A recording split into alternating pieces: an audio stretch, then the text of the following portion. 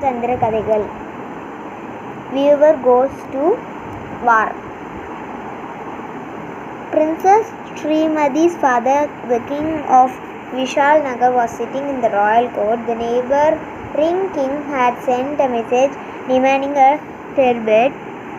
If the king had not paid the tribute, it could mean war. The king was worried. The neighboring king was very powerful. The armies of Vishalnagar could not be matched for them. Just then a soldier rushed into court, bowing the king. He said, "My lord, sorry for intrusion, but this is an urgent matter. Can we speak in private?" This soldier was in charge of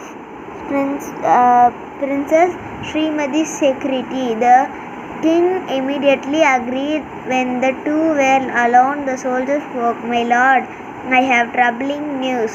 It has come to my attention that a stranger visits Princess Srimati's room every night. But how does this man enter her room? Do not we have soldiers at every door?" The king asked angrily. "We do, but this man flied on a bird." The king was shocked. "Let's catch him tonight. As soon as this man flies on this bird, he will enter the room and nap him." That night, the viewer entered Srimati's room as usual. As soon as he stepped in, the king and the queen, followed by the soldiers, rushed in. Srimati and the viewer shrieked with fear.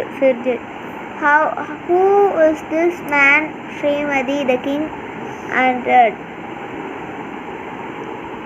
Slowly, the princess told her parents everything, including how she had ended up marrying Lord Vishnu. The king and the queen had heard that their son-in-law was none other than Lord Vishnu. They fell at his feet. The viewer felt avocate, but he had no choice to prevent that he was Lord Vishnu.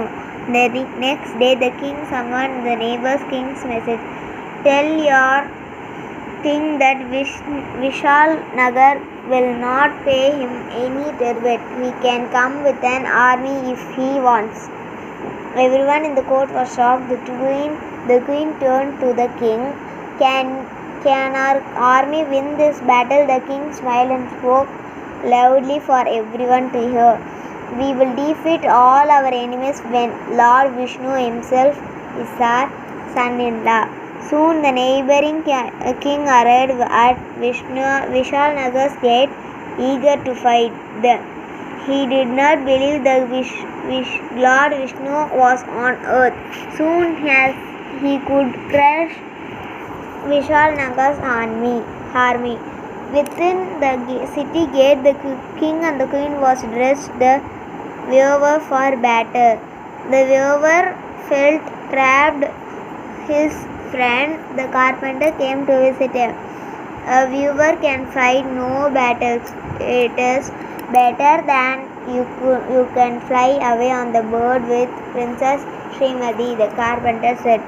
"No, my friend, I could die of shame. If I go to the battlefield, at least I can die a hero," the viewer replied. Meanwhile, the real Garuda flew to Lord Vishnu's home in Vekurta. He told him about viewer who were planting to the Lord Vishnu. How was he riding to battle on a fake bird? "My lord, if this viewer is killed, everyone will think that the king had defeated Lord Vishnu himself. We cannot let that happen." Lord Vishnu laughed. "So you are worried we look weak? Do not worry, my friend. Everything will be all right. The next morning, dressed in armor, the weaver climbed in onto the mechanical bird. No one in Vishal Nagar was worried. Everyone felt that battle was on good as gone. The weaver fell over the city walls towards the army. He closed his eyes and started praying to Lord Vishnu, keep the people of Vishal Nagar safe. They prayed that the neighbor king could be sensible. He prayed for strength in the battle. As soon as he opened his eyes, the weaver was filled with a strange strength. The wind was in his hair. He had nothing to lose. He let out a huge roar. Hearing the roar, the opposite army got scared, but they were scared of them king even for. They stood grimly as the bird came near. The weaver wanted to fly over the army far away from their arrows and swords. Suddenly the bird jerked. Something was wrong. A jar was struck. The wings were no longer flapping. The bird was cranked and it was heading straight for the opposite armies. The soldiers panicked, watching the mechanical Garuda come straight at them. They start running helter-skelter as the mechanical Garuda crashed to the ground. Dust was flying everywhere when the weaver got up from ground. When the dust settled, the army was now here to be seen. The weaver walked back to city and was given a hero's welcome. He touched the king's feet and confused everything. The king was shocked to learn the weaver's true identity.